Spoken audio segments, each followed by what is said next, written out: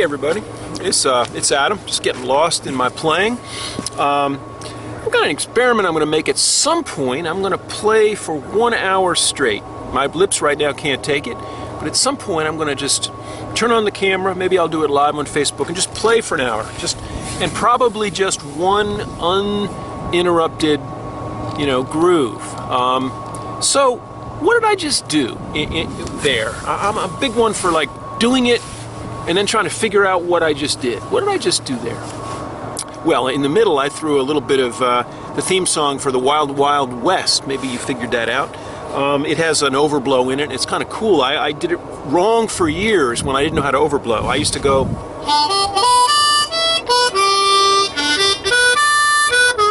But that first part...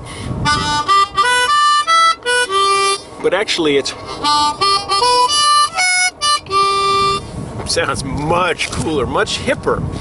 But other than that, what was the other thing I was doing? Well, here's the weird little thing. I don't know. It's just sort of, that's my jam, and you probably have your jam. You probably have your thing that you do. But what I was doing really was I was using very simple building blocks. I was basically just using the blues scale. And I was letting the moment-by-moment choices that I made kind of determine where I would think about going next. Now, it's very hard to talk about this level of sort of, it's like the machine language of improvisation. I've used that term once or twice. It's not easily taught, but what I'm going to encourage you to do is go back and just listen several times to what I did and see if you can figure out the choices that I made, and the way that once I made a choice, the way that I then let possibilities that were within the blues scale determine what I did. So for example, there was one place where I didn't do a note in the blues scale. I did a sweeter note. I did like the 5 blow.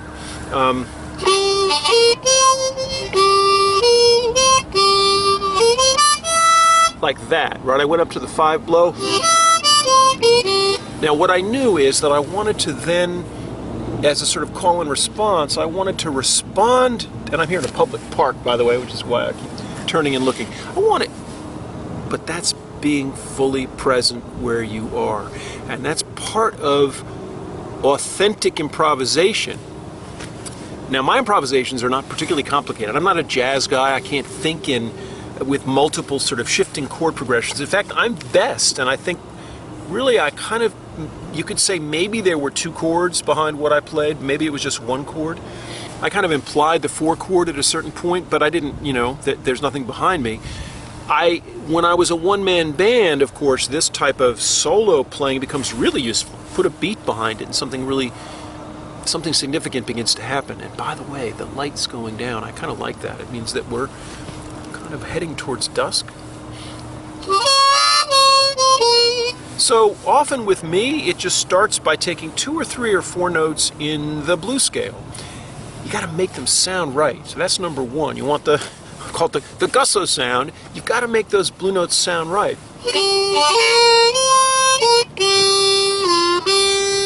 Now I think in terms of internal sort of micro call and response. That's one of the principles of improvisation.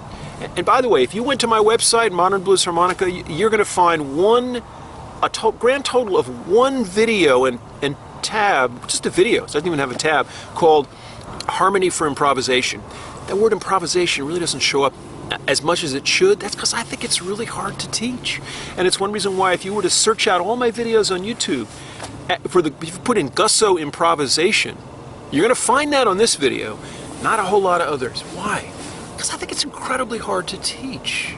Incredibly hard to teach. But there are some basic principles that if I were to take apart my playing, that I can intuit sort of post facto, after the fact. So one of them is make your blue notes sound right. Number 2 is, for the time being, forget about chord changes. This is really important. Don't be trying to maneuver that improvisation into chords. For the time being, just work with notes and their potentials. So how about that? Just 2 draw, 3 draw, blue 3rd, to 4 blow. So another key part of my improvisational thing is the groove. Have to have the groove, and you've got to decide on the groove beforehand. You've got to have the groove. If the improvisation ultimately is nothing without the groove, at least when you're starting off. You know, if you want to do 7th degree black belt stuff, you can not have that groove, but really that's tricky, and I can do some of that stuff. I've forgotten all the moves from the great harmonica masters, but yes, no, that can be done. Let's just start with this, and let me show you let me do a little off that. So what's the groove?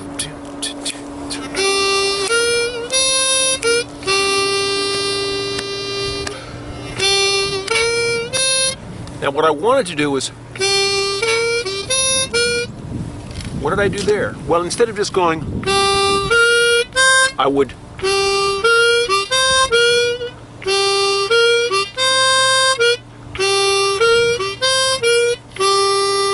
so there I throw in a little more side-to-side action. It's repetition with variation. Can you write that down? Can you get a piece of paper and write down repetition with variation? Incredibly powerful.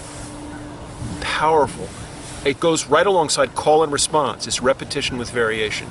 So really what I'm doing is I'm using repetitions with some variations as a way of creating call and response dynamics, or as Stanley Crouch would say, call and response, or Albert Murray would say, call and response procedure, which is an incredibly important part of the blues. So let's start off with what I had. 2, 3, 4. Bent it too far. Could you hear that I bent it too far?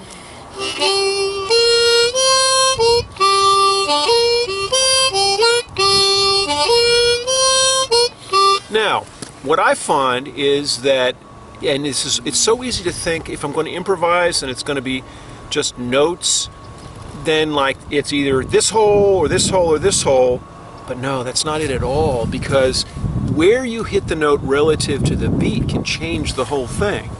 So I can just take those 3 notes. Check this out.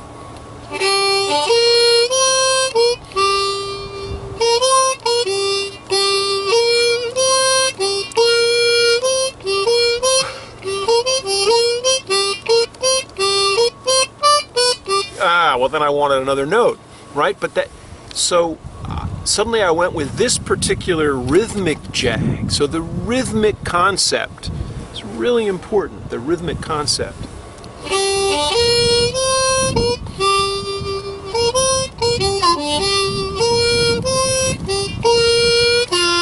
Now there, I made a variation. So there I said, well, if I'm going 3 draw down to 2, blue 3rd down to 2, I can go whole step bend up to 2.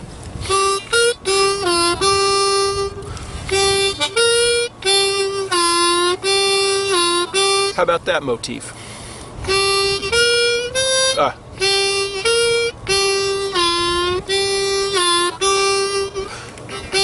Now that was my musical intelligence telling me that the right thing to do after going